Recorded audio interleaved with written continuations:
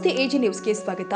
ಕರ್ನಾಟಕ ಸರ್ಕಾರದ ಆಡಳಿತ ಸುಧಾರಣಾ ಆಯೋಗದ ಅಧ್ಯಕ್ಷರಾಗಿ ಸಚಿವ ದರ್ಜೆಯ ಸ್ಥಾನಮಾನ ಹೊಂದಿ ನೇಮಕಗೊಂಡಿರುವ ಹಿರಿಯ ರಾಜಕಾರಣಿ ಆರ್.ವಿ. ದೇಶಪಾಂಡೆ ಅವರನ್ನು ಜಿಲ್ಲಾ ಜನಸೇನಾ ಒಕ್ಕೂಟದ ಉತ್ತರ ಕನ್ನಡ ಜಿಲ್ಲಾ ಘಟಕದ ವತಿಯಿಂದ ಸನ್ಮಾನಿಸಿ ಅಭಿನಂದಿಸಲಾಗಿದೆ.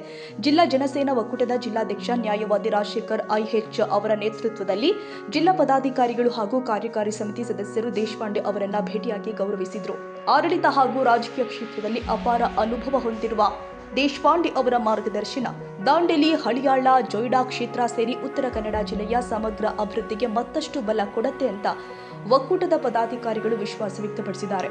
ಈ ಸಂದರ್ಭದಲ್ಲಿ ನೂತನವಾಗಿ ಅಸ್ತಿತ್ವಕ್ಕೆ ಬಂದಿರುವ ಜಿಲ್ಲಾ ಜನಸೇನಾ ಒಕ್ಕೂಟದ ಸಂಘಟನಾ ಬಲವರ್ಧನೆ, ಜಿಲ್ಲೆ ಹಾಗೂ ತಾಲೂಕು ಮಟ್ಟದ ಕಾರ್ಯಚಟುವಟಿಕೆಗಳು, ಸಾಮಾಜಿಕ ನ್ಯಾಯ, ಶೈಕ್ಷಣಿಕ ಅಭಿವೃದ್ಧಿ, ಮಕ್ಕಳ ಹಾಗೂ ಮಹಿಳೆಯರ ಹಕ್ಕುಗಳ ರಕ್ಷಣೆ ಹಾಗೂ ಜನಪರ ಹೋರಾಟಗಳನ್ನು ಕಾನೂನು ಚೌಕಟ್ಟಿನಲ್ಲಿ ಪರಿಣಾಮಕಾರಿಯಾಗಿ ರೂಪಿಸುವ ಕುರಿತು ದೇಶಪಾಂಡೆ ಅವರಿಂದ ಸಲಹೆ ಹಾಗೂ ಮಾರ್ಗದರ್ಶನ ಪಡೆಯಲಾಗಿದೆ. ದೇಶಪಾಂಡೆ ಕೊಟ್ಟ ಸಲಹೆಗಳನ್ನು ಸಂಘಟನೆ ಗೌರವಪೂರ್ವಕವಾಗಿ ಸ್ವೀಕರಿಸಿದ್ದು, ಮುಂದಿನ ದಿನಗಳಲ್ಲಿ ಬಡವರು, ನೊಂದವರು ಹಾಗೂ ಸಾಮಾಜಿಕವಾಗಿ ಹಿಂದುಳಿದವರ ಪರವಾಗಿ ಜನಸೇನಾ ಒಕ್ಕೂಟ ಪರಿಣಾಮಕಾರಿಯಾಗಿ ಕಾರ್ಯನಿರ್ವಹಿಸುತ್ತೆ ಅಂತ ಪದಾಧಿಕಾರಿಗಳು ಕೂಡ ತಿಳಿಸಿದ್ದಾರೆ. Sadiq Mulla, Dandeli, AG news.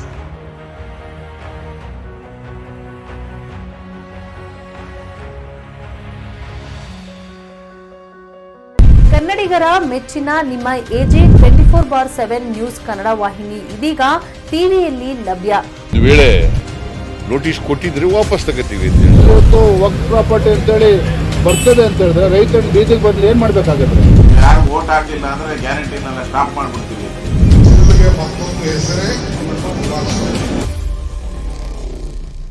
ಕರ್ನಾಟಕ ಮತ್ತು ದೇಶ ವಿದೇಶ 360 ಡಿಗ್ರಿ ಸುದ್ದಿ ಹಾಗೂ ಉತ್ತರ ಕರ್ನಾಟಕ, ಬೆಳಗಾವಿ, ಬಾಗಲಕೋಟೆ, ಧಾರವಾಡ, ಹಾವೇರಿ, ಗದಗ, ಬಿಜಾಪುರ ಜಿಲ್ಲೆಯ ಕ್ಷಣ ಕ್ಷಣದ ವಿವರವನ್ನ ಪಡೆಯುವುದಕ್ಕೆ ಎಜೆ 24/7 ನ್ಯೂಸ್ ಕನ್ನಡ ವಾಹಿನಿಯನ್ನ ಲೈಕ್ ಮಾಡಿ, ವಿಡಿಯೋಗಳನ್ನ ಶೇರ್ ಮಾಡಿ, ಕಮೆಂಟ್ ಮಾಡುವ ಮೂಲಕ ನಮ್ಮ ವಾಹಿನಿಗೆ ಸಹಕಾರ ನೀಡಿ ಮತ್ತು ಚಾನೆಲ್ ಅನ್ನ ಸಬ್ಸ್ಕ್ರೈಬ್ ಮಾಡಿ.